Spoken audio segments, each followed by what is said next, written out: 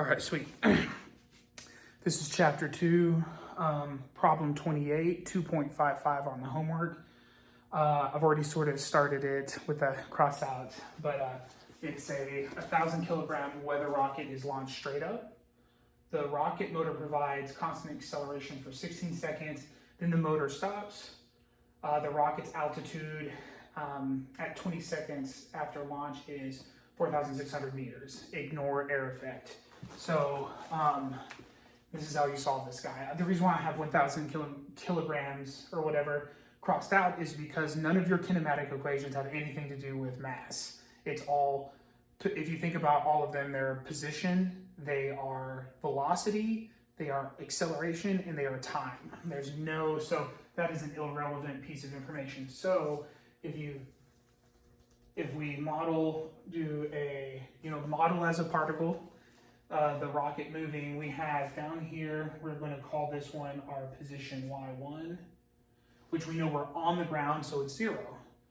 We have our velocity, our initial, we're going to use 0, initial velocity, or initial position 0, initial velocity in the Y direction is 0, we're on the ground, and our time, we're hitting the timer at 0.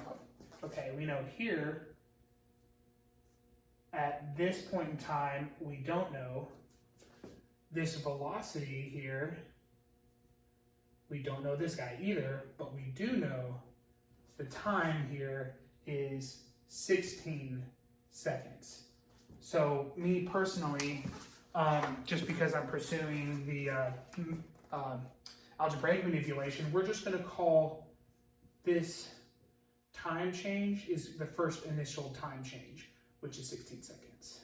You'll see why I'm doing that in a minute. Then you have up here, we've got our second position, which we know is 46 meters. This velocity here, we do not know, but our time here, we do know. It is 20 seconds here. So then we know that this change in time, I'm going to call it my second change in time. We know this guy is 4 seconds. All right, so the kinematic equation that you're going to be thinking about is, I will write it right up here. We're thinking about so the reason I'm going to use the kinematic equation that has position and time in it, and the reason for that is, I almost forgot to add in more things we know. Okay, so we are looking for this guy. This is the guy we're looking for, but this guy up here, what's nice is this is our free fall. That guy's our free fall acceleration, which we know to be a negative 9.8. And let me add meters per second squared.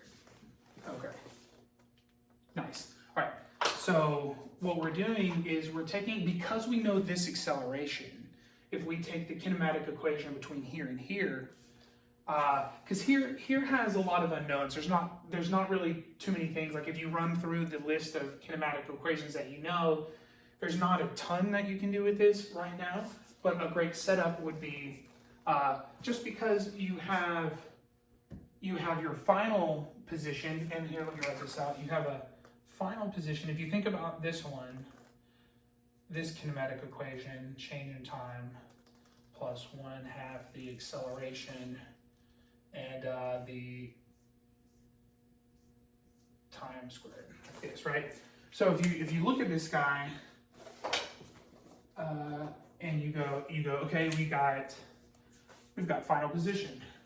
We don't know this guy, don't know this guy, but we do know this guy, and that guy. So we have 2 unknowns, and what we can do, let me write this one here. We don't know this one, and we don't know this one. Now the question is, can we actually create 2 other equations to fill this? And then the question then would be like, can we get these in terms of what we're looking for? The answer is yes. So really quick, I'm going to take this, let me use blue. We're going to take this and actually put it in the terms that we've written, and then it makes a little bit more sense. So we have our final position, which is going to be our y2. Our initial position, with this respect, is between here and here, so that's my initial position, which we don't know. And then the initial position here is going to be that guy. Our change in time for this one is going to be this change in time, our second change in time. So we're going to have t1 here, then we have plus 1/2, and then this acceleration is our free fall acceleration, and then once again that is going to be our t1 squared. Here, we've got that guy. Can we create an equation that substitute these two guys out? Well, yes, you can. Like if you think about that, this same equation I just used here, but right here, you'll see that it'll eliminate this variable. So if we take, I'll do it in red right below it, I guess.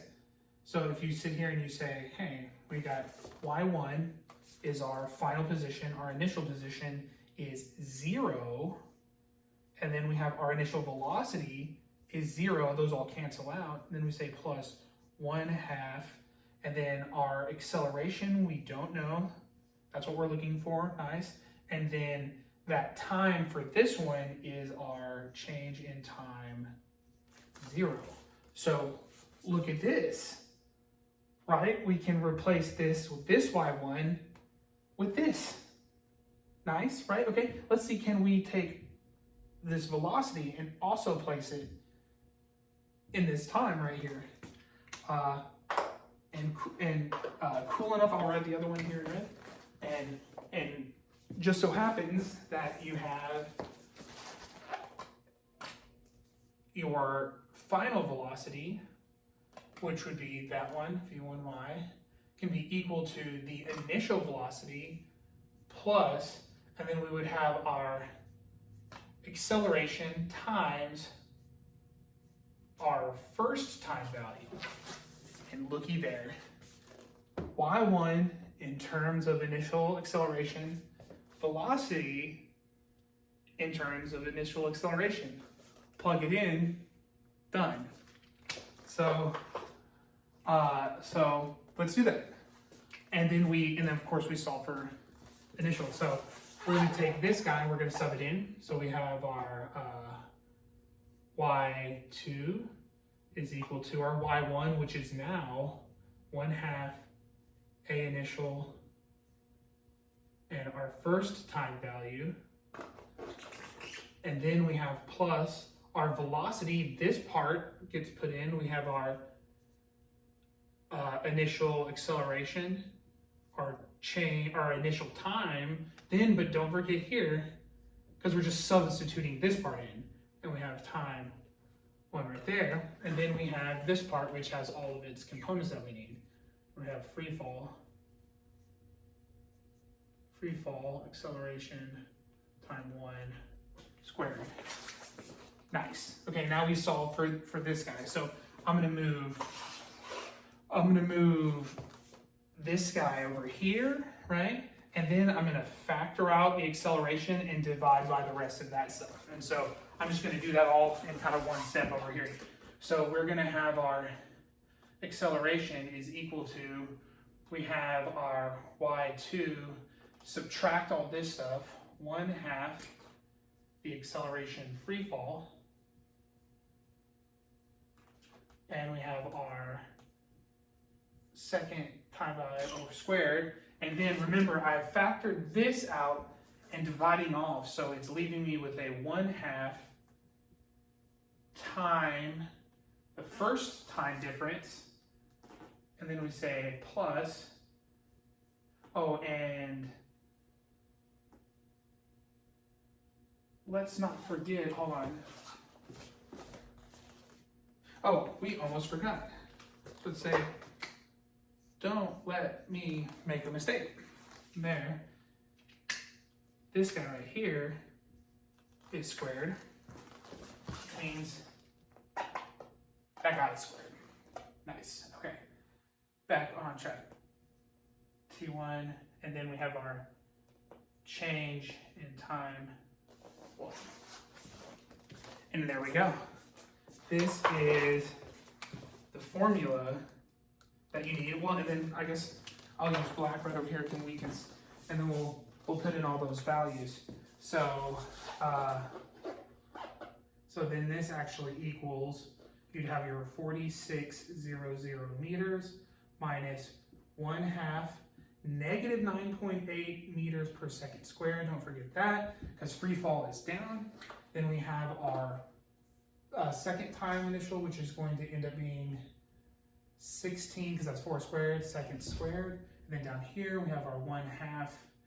We have our first initial, which is going to be 256 seconds squared plus, and then we have our initial time 16, and then that one for 64, also seconds squared. And whenever you put that all in your calculator, you'll end up getting 24 point, hold on one second, 24 point,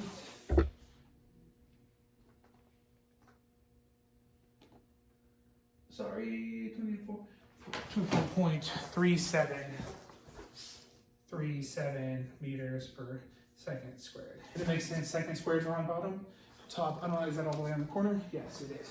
Okay, so this, my friends, is how you solve, oh, I forgot the initial, I didn't write the initial question. We're looking for this. I said that explicitly, but here we go. So this is, you manipulate the algebraic symbols first, and then you get your answer down there.